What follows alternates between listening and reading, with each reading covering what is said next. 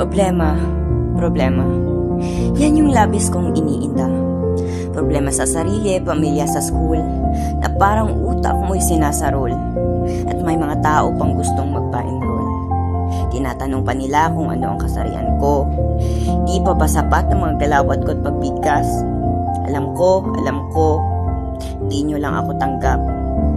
Sinundan pa na problema sa pamilya, sa school, na sa sobrang bigat ay para ka nang matitigok. May crush ka pang paasa, napilit ka pa rin umaasa na tumagdag pa sa iyong mga problema. Pero okay lang yan. Ganito talaga ang buhay. Puno ng problema, pero dapat hindi wala na pag-asa. Kaya kapit lang sa hagdan. Alam ko na meron din itong hangganan.